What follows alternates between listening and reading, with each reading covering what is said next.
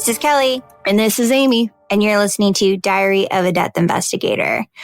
So the last few weeks, we've been off course a little bit.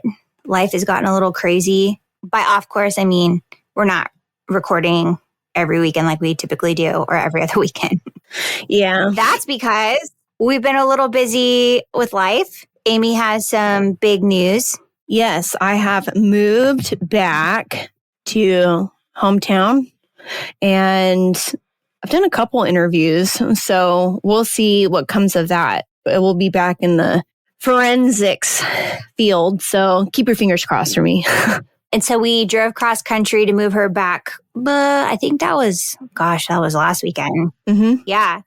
And we had the best intentions to record because what better time than sit in the car for 20 hours and record? However, Amy has 2 large dogs and a cat. And we were loading up her pod the night before until 1 a.m. And that morning before we left. So, yep. And it was so hot that I was pretty much sweaty the entire ride back. So I think we had the best intentions, and we even talked about cases on our way. It was a lot. Well, you don't realize how tired you are once you get so far into it. It's like you feel great the first 5 hours, and then after that, you're kind of like, no.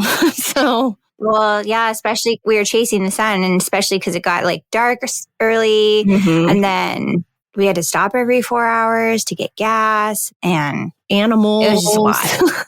Things. And Amy lets her cat free roam, so she we kind of forgot to feed her. So not like forgot to feed her. She had food out, but she came up and asked for snacks and stuff. It was a long trip. It was a long, long trip. But anyways, made it successfully and safe. Kelly survived. She didn't think she was going to. No. Yeah. 20 hours. I don't think anybody thought that we were going to survive. I had all the confidence in the world. I did it by myself before, so. We had a Cali playlist going.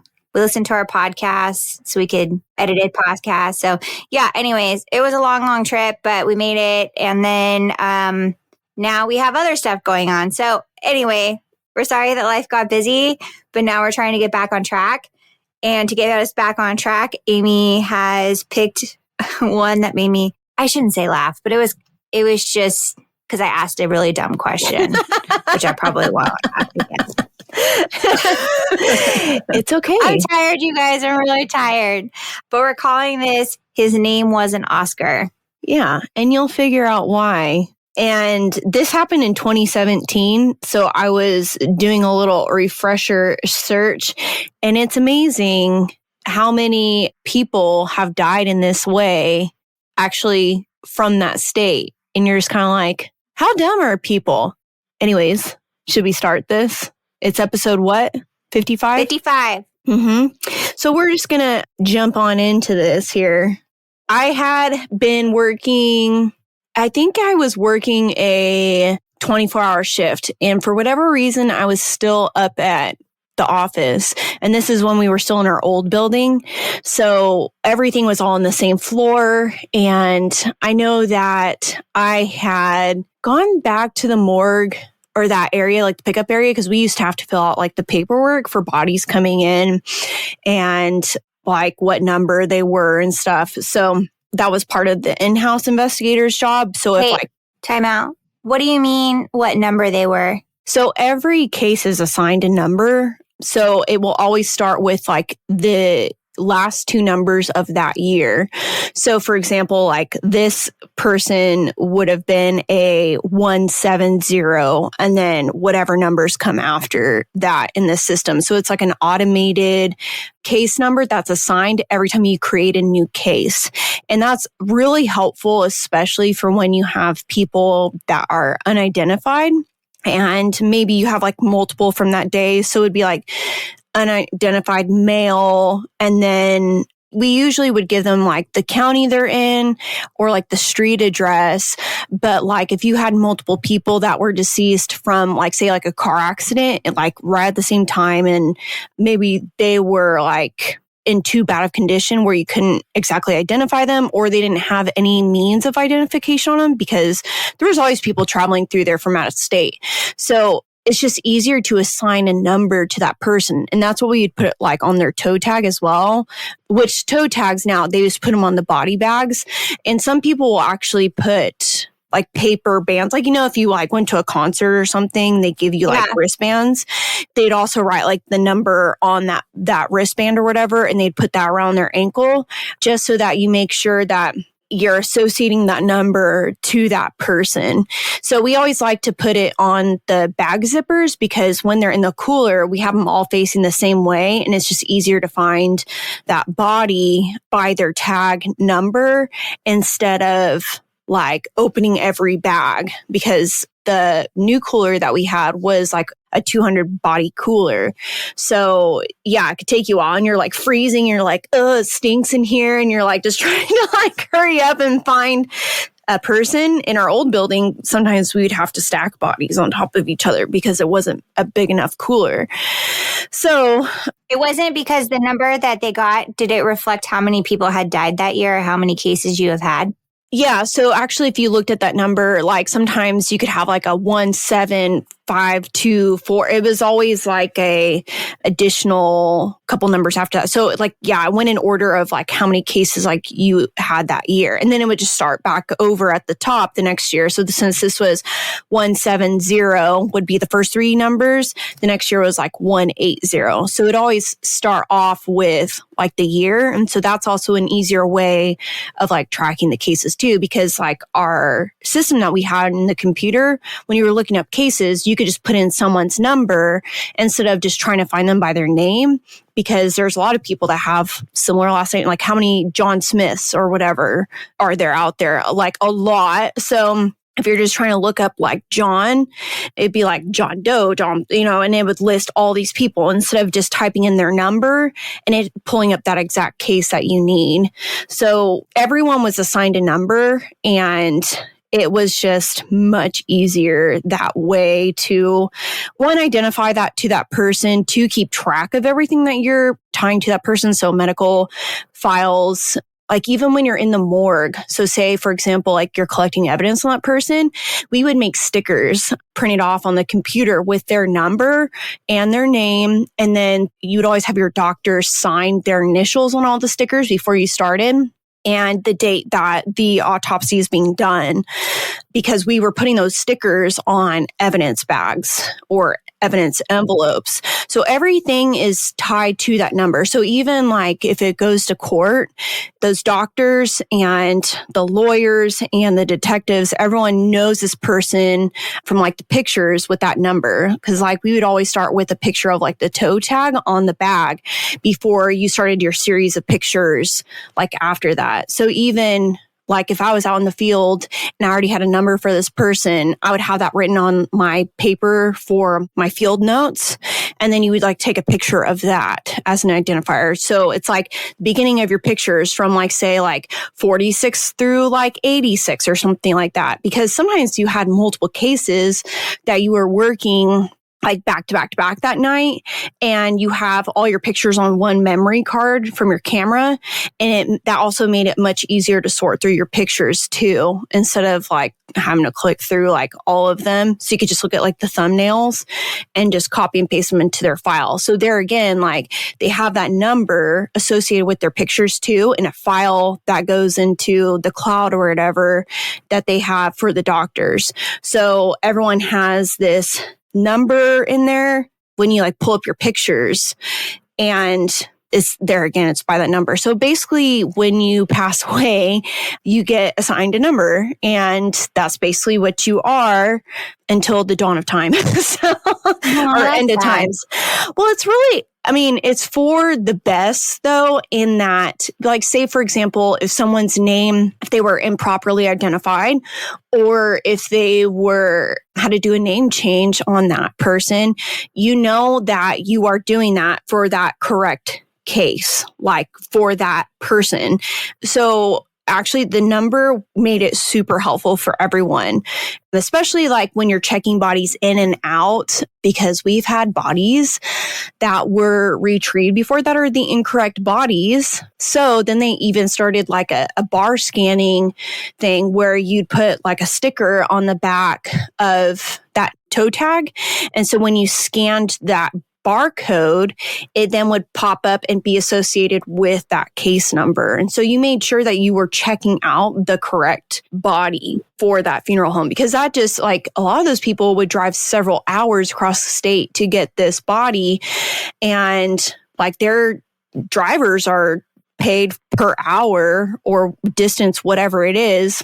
So you want to make sure that they were getting the right person. So really, it just made it much easier, especially if you live in a place where you have a high caseload or you have like multiple bodies like on one scene, you know, whether it be an accident or like a homicide. I would say for me, this made it much easier when I was doing like car accidents where I had like 4 people involved. And so they were pretty much all unidentifiable because they were burned up so bad. So it made it easier to associate that with that number, that person with that number, because you can only use so many different names, like in the computer where it's unidentified. So we put like U/I, female, and then for their middle name, we would do like the county that they were found in.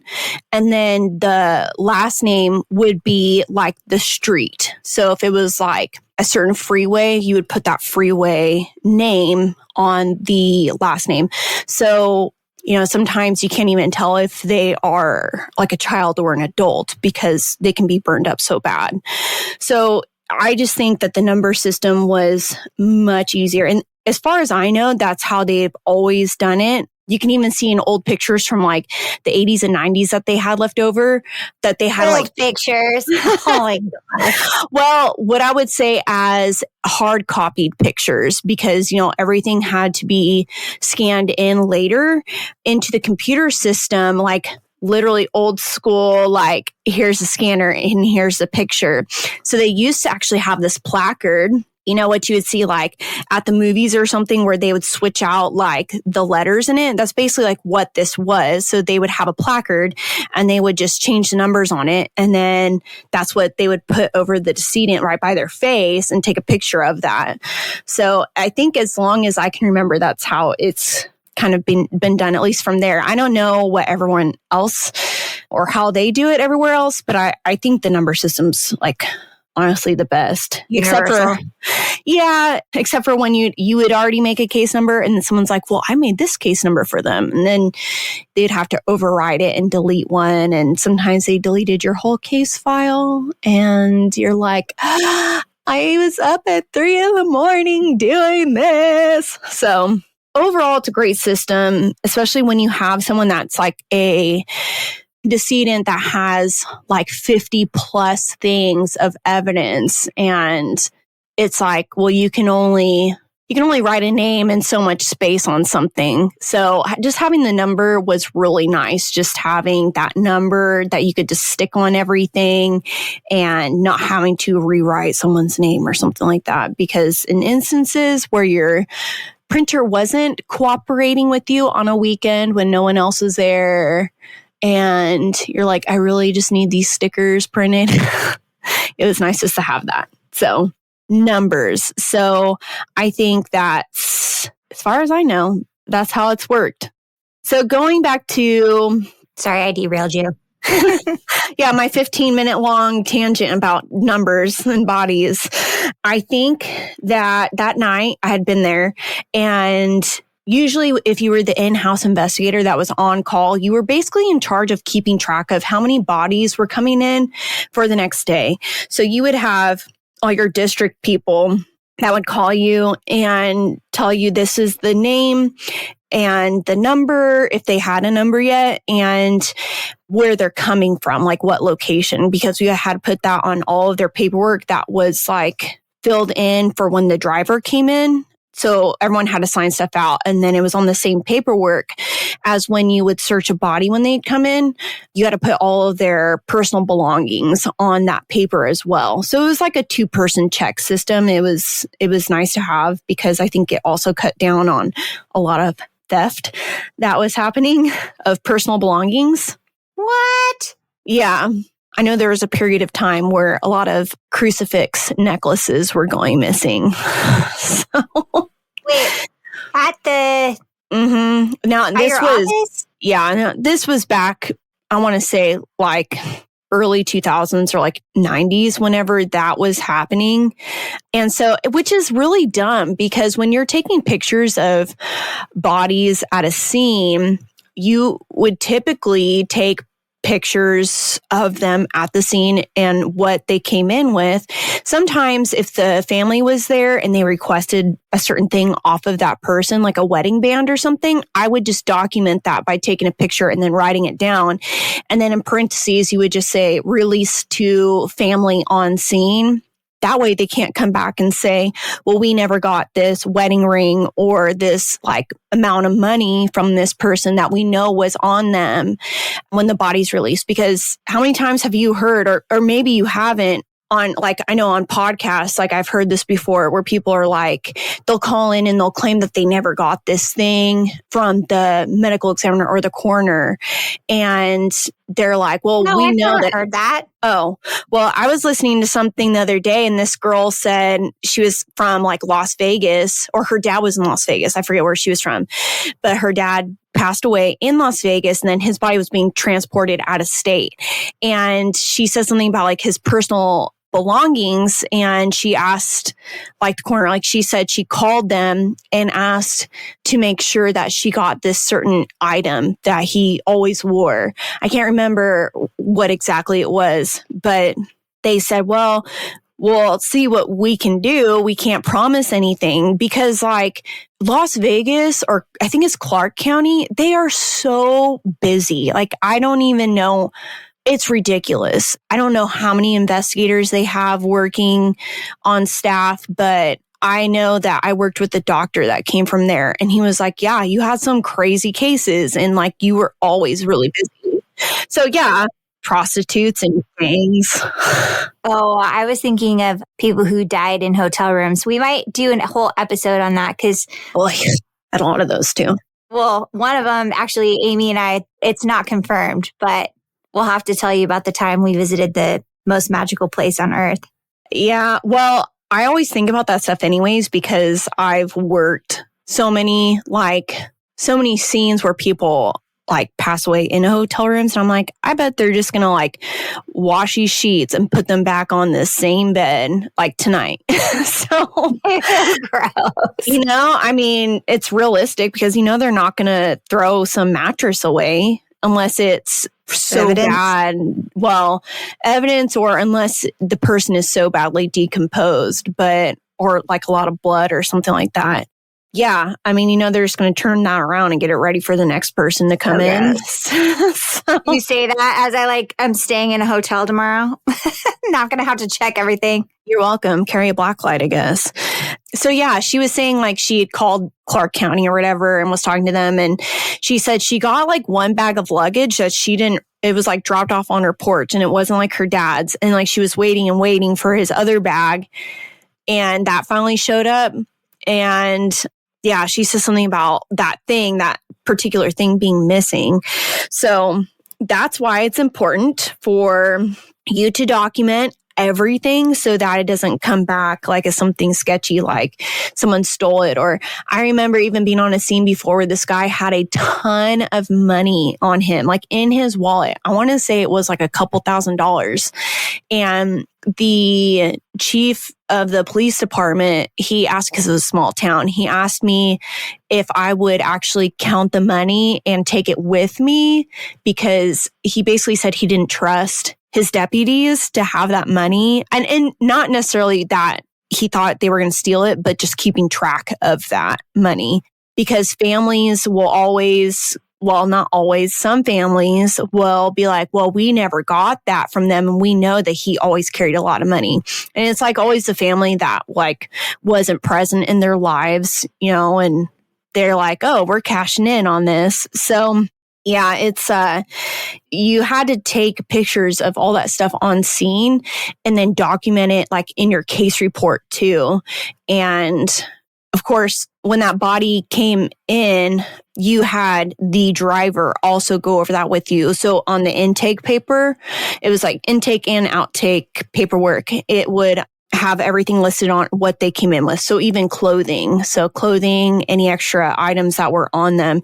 Now, we didn't search all the bodies that came in if they were what we called like a sealed body bag. And that was in cases where we would have to collect evidence on that body. So certain suicides and always on homicides. So we would take care of that whenever we would start the evidence collection for that person, like in the morgue. So that was another life lesson that you learned on the job, is like always cover your butt kind of thing. And you can't deny what you see in pictures. So for the most part, we didn't have that happen, especially if you were on scene with officers and stuff that could account for those things too. That's basically how that worked.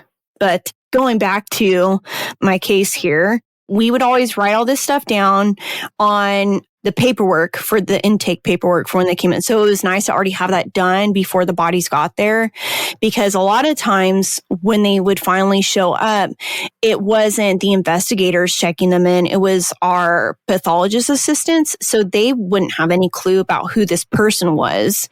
So if you already had that paperwork done, it just made it easier for everyone else. So I was in the back. This is our old building. So you would go to the back, like loading bay area, and you would fill out this paperwork. And then it was like right through this room that was like maybe 20 feet away. That was like the other side of the morgue, or our freezer for the body, or cooler for the bodies. So I was just using that to like cut through to get back into the actual morgue, which a lot of people would be like, why would you do that? Or sometimes we'd have to go in there and put new like tags or something with an updated number on that body bag. But I remember I was like, oh, I'll just cut through here. It'll save me time to get back to the morgue, what I need to do.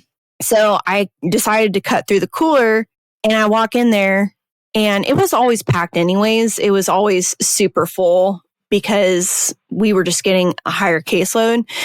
But it was especially full this evening because there was this large green trash bin in there. So like the big ones that like garbage trucks come and pick up from your home like every week. And it was sitting in there, and I think I actually took a picture of it. So I think I have it. But it was sitting upright, and it was like sealed around with like duct tape. And I was like, what the heck is this? And of course I couldn't open it because it would like break the seal of like the evidence basically. So I had taken a picture of it, and I sent it to my boss, and I was like, why is there a garbage bin in the cooler? And he's like, oh yeah, that came in right at the end of the day from this area. He's like, yeah, there's a body in there. I was like, no. I was like, are you kidding me? Because I already knew I was going to be the one that was going to have to collect evidence off this body that was in this trash bin, because that was your job. Why didn't they write like body on the outside of the garbage can or something? I mean, I guess it was supposed to be self-explanatory if it was sealed, but I was like, that's weird. Why is this in here? Because I've never seen someone brought in a trash can. So, and the reason why they do that is because whatever is inside of that trash bin is evidence, one. And two, the doctors like to see what position this person is in from actually like, once you open the lid, you can take pictures that way, but they'll also get measurements and stuff of the trash can as well. So that's also important documentation for them. But yeah, I wasn't very happy about it. So I was like, oh, you gotta be kidding me. Like, I know this is I'm going to be responsible for this tomorrow when I'm working in the morgue, because anytime you worked a 24-hour shift, it's like you started at 3 in the afternoon and then you were on call until 7 that morning. And then from 7 in the morning until 3 that afternoon, you were the one working in the morgue. And that meant that you had to collect evidence. So yeah, it just so happened that I was that lucky to be that recipient of that. So how do you collect evidence on somebody like that? You can't just like dump it out like a garbage can and like all over the floor. It just so happened the one doctor that got this, she was the most meticulous, which is not a bad thing, but she would draw it out for the entire day. And it's almost like she did this because she liked our suffering. I think so that next morning, that's what I started doing, because you were collecting evidence all day long instead of just getting it over with. Like at the beginning, she would be like, I have another piece of evidence for you. I'm like, go, let me like get all this crap back on. So all your PPE or whatever, so you can go in there and seal this piece of evidence up instead of, just getting it done right away. What did you call it? PPE. Oh, PPE. Yeah, your protective whatever. So like your gloves and your booties and your cape that you would put on. And we always had to wear scrubs in there too. It was like a thing. And well, I mean, that makes sense. So you're not wearing the same clothes when you're like going up to your desk and everywhere else, in the kitchen, like wearing all this stuff. But it was like, well, everywhere in this building is on the same air conditioning unit. So I don't really see how that's a difference. So if it's traveling in the air in the morgue, it's going to be traveling in the air in the office. So anyways, I'm not the boss. So yeah, we go into this separate room of the morgue where it's kind of closed off because apparently this guy had been in this trash can for 7 days. So you know what that means. He's extra stanky. Well, I was just thinking like glasses and stuff because I didn't know how long he had been in there. What if you couldn't get him out because he was so bloated? I mean, the trash can would contain that, but you would basically have someone on the other end of the trash can holding on to it while the other person is pulling. So there's ways of getting people out. So you have to take pictures, like overall pictures of the trash can before you even open it and like how it was sealed and everything like that. Because that's like chain. Oh, wait, the garbage can was sealed and not by you guys? Like somebody else had sealed it? No, it was by our district investigator when he went on scene. So it's just like, but you have to basically document that to make sure that it wasn't opened by someone else because of like chain of custody. So you want to make sure that nothing is going in there that could be like planted evidence or something like that. So you just have to document that and make sure that the seal wasn't broken to this trash bin. And then as soon as you open that up, the stink just fills the entire room because it's not just dead body. It's like garbage that's in there as well, or whatever leftover garbage. So he had actually been wrapped up in blankets and then put into the trash can. So the blanket then also becomes evidence as well. So we get this guy out and the bottom of the trash can still had trash in it, right? But now it's mixed with decomp bodily fluids. So it's stuck to the bottom. So I remember they put the body like on like a table, like on one of the rolly like tables. And then they put the trash bin up on the table, like where they actually do autopsies so that we could put it on its side and reach in instead of like, here, hold on to my feet while I lower you in. You know? One of those things. So I was the one collecting the evidence. So of course, you're swabbing everything too. So you like swab the lid and then you swab the inside. But she goes, okay, Miss Waters, there is evidence on the bottom of this trash can that I need you to get. And I looked at her. I was like, she was like smiling too. And I'm like, you're reading my mind. Like, you must know what I'm thinking because I want to die myself right now. So I have all this stuff. I have like a hairnet and everything on too to like cover like my hair. And I actually have to like get up into the trash can to peel this stuff off. Like, and gently because it's wet now. It's like papers and stuff. So if you use something else to grab it and pull, it could tear. So I was in there in the trash can with all these juices and stuff. And I'm like trying to hold my breath, like going underwater because you're like, I'm going to be suffocated by this disgustingness. So all the food juices and trash juices that you have in there mixed with body juices. So gross. Yeah, I'm like in there reaching all the way to the bottom to like get all this stuff off the bottom that better have been pertinent evidence to this case. But yeah, I remember having to reach in there and like get that out. And then it's like wet, like papers and stuff. And so when she's done taking pictures of all those things, documenting them as evidence, then you have to put that into evidence bags. Well, you can't put something that's wet into plastic bags. So you have to put it into paper bags, and then you have to like double bag it because it's like going to soak through. So yeah, sometimes we're like, I don't care at this point. I'm just going to put this in here and it better just dry out. So later on, when we got to the new building, we had like dryers where you could there were evidence dryers, and we had like a lot of them. We had 5. So if you had a lot of homicides that day, you could put things that were like, if it was a dripping bloody shirt still, like you could actually hang that up in the dryer and it would dry while it's hanging. And then you could put that into the evidence bag. So you weren't putting like bloody wet clothes into bags and just crossing your fingers like, hope it doesn't mildew. Yeah, so gross. Yeah. Well, nothing smells worse, I think, than dried decomp juice, because it doesn't always completely dry because it's greasy as well, because it's whatever comes out of that person's pores.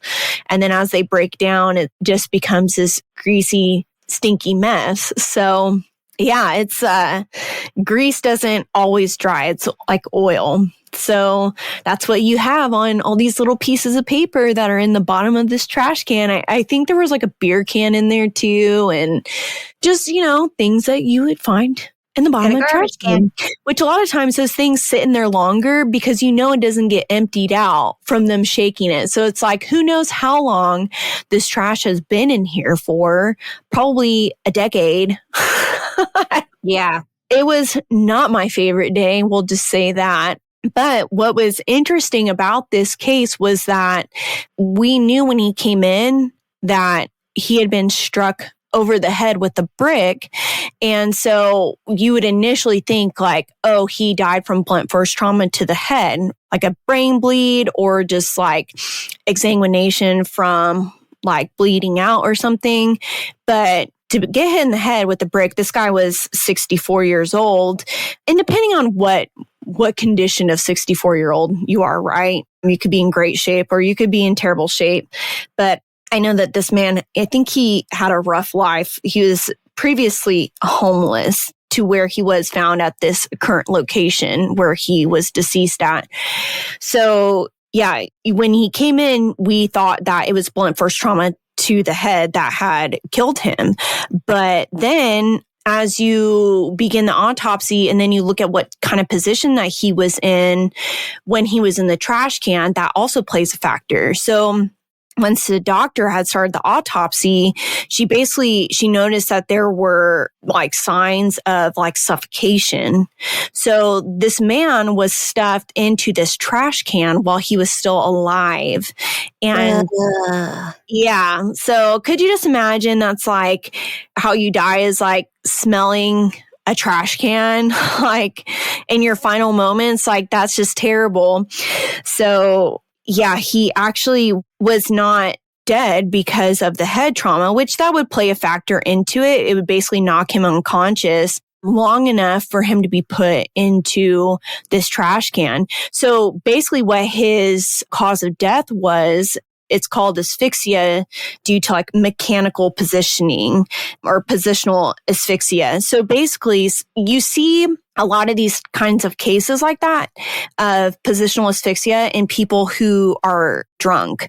So sometimes you'll see them fall like in between like a wall and the bed when they're really drunk, or they might land in a really awkward position or lay in an awkward position where they cut off their airway and they don't realize it at the time, or whoever they're with doesn't realize it because they're snoring so loud. And so it's like, oh, well, they were snoring and then they just stop snoring all of a sudden. So they don't realize it for a long period of time until you're like, oh, you would think they would have woken up by now and they haven't changed like the position that they're in. So yeah, positional asphyxia is just basically you were put into this position that cut off your airway. And so you suffocate. And that was basically what happened to this guy. He was just stuffed into the trash can where he couldn't breathe. So that's what he ultimately died from. Like head first? And then being wrapped up into the trash can. But if you also think about like, in order to make him fit in there, he's probably scrunched up with, so you can't expand your airway fully with your chest, like your diaphragm can't fill up. And so it's just a factor of things. And then it being like the trash can lid being shut too. So you're just not getting oxygen from like your environment, but also the way that your body is also positioned in the trash can. Was he so wrapped up so tight in there that he couldn't knock the trash can over by moving it? I think that he was still unconscious from being hit in the head. And so he was unconscious from that when he was put in there. So he never really woke up, or you hope he didn't. So for him to suffocate, you would think that like, okay, yeah, maybe he could like shake himself out of there, but might not have even realized or ever fully came back to consciousness by that time. So yeah, like how did this happen to him, right? So this guy, like I said, he had been homeless prior to this, and he ended up moving in with a guy that they just said they were roommates, close in age. And the decedent had told this roommate of his that he was going to be moving out. And I don't know exactly why they started arguing or fighting about this, but the decedent had struck the suspect first with his cane. It's a metal cane. So he had struck him first, but then the suspect basically retaliates and decides that he's going to hit him over the head with a brick. And you can actually brick. Like, where do you just have a brick laying in your house? It was like outside, like on the porch kind of area. So yeah, I know. It's like, here's a brick. I was like, well, that's convenient. So, and you could actually see where he was hit on the head because shaved his head down to where you could see like the point of impact. And it was like a corner of like the brick. So you could tell that that's what it was just by like the demarcation. And then of course, x-rays back that up as well.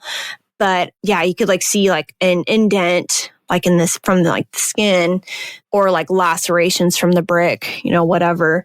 So yeah, he hit him in the head with the brick. And I think that he like panicked at that point and then was like, I know, I'll just hide his body in this trash can and he'll just be picked up on trash day and be dumped in, because we've had cases too where bodies are found at landfills. So usually I would think that would be more successful in like a huge dumpster than it would be in one of those trash bins. Because I think, or you would like to think, that whoever's driving that truck would be like, that looked like a person.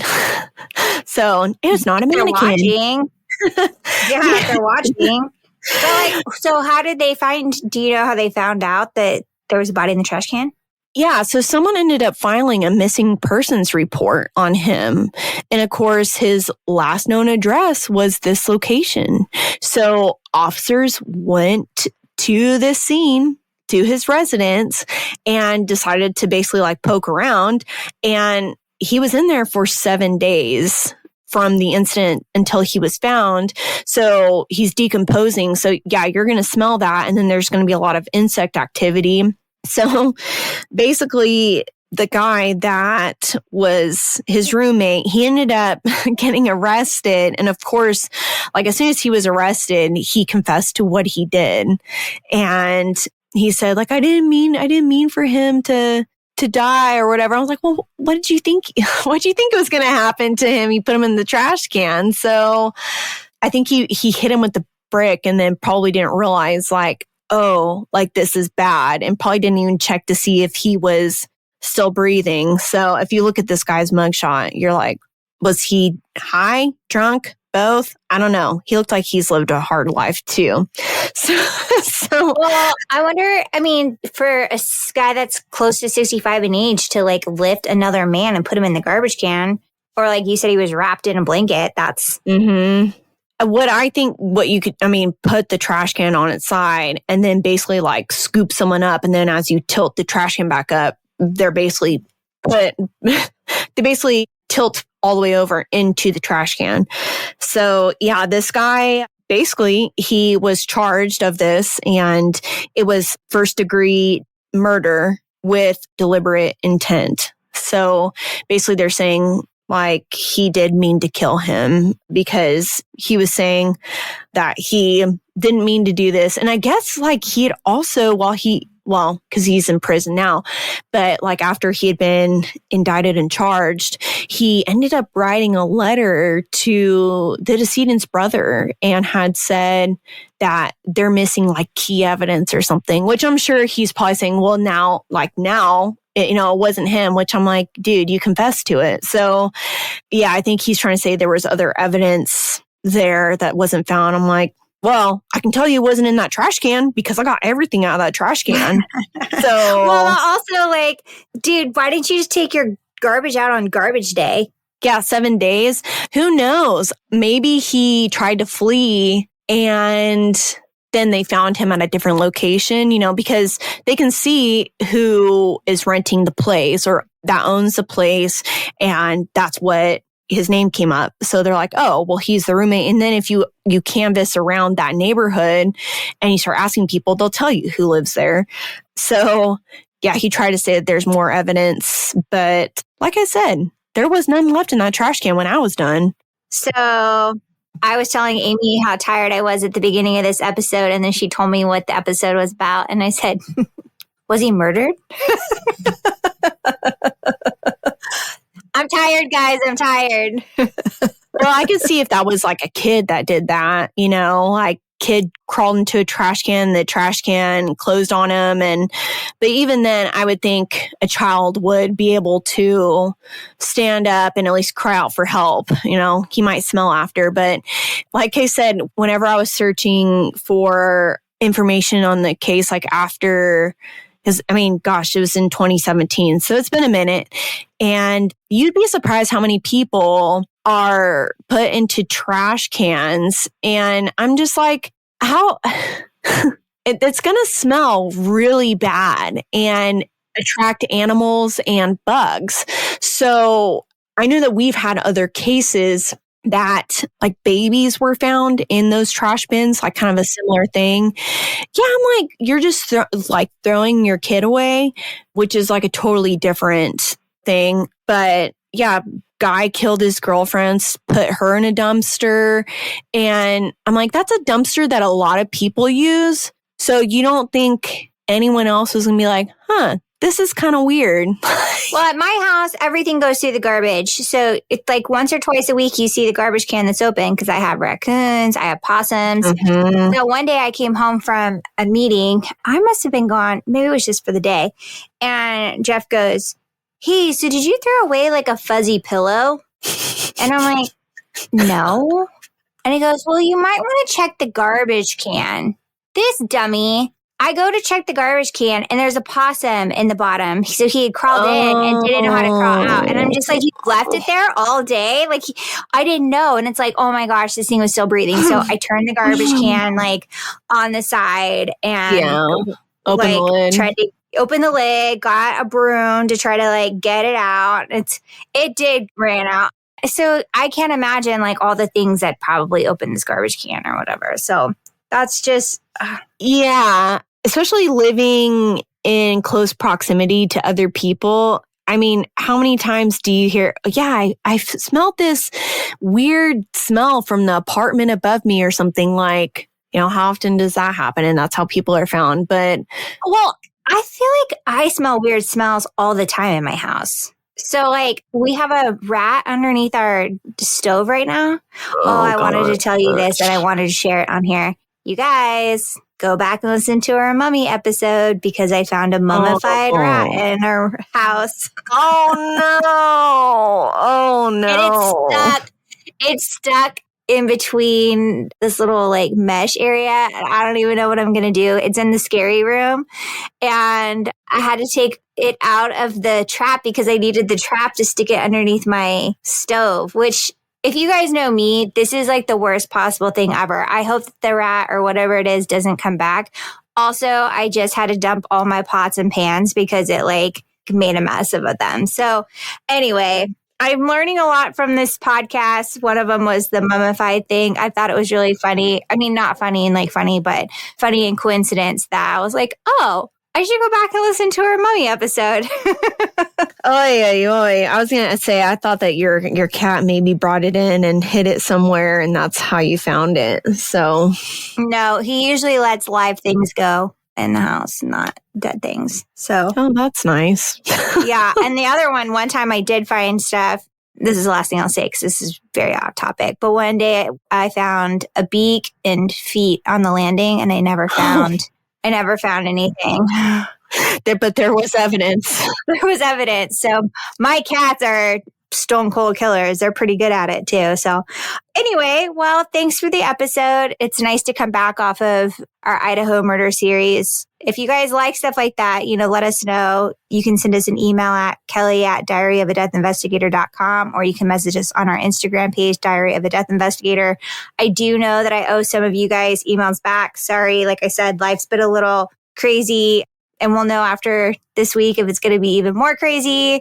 So just a lot of life changes going on right now for all of us. So anyway, send good vibes our way. We definitely need them. And then until next time, bye.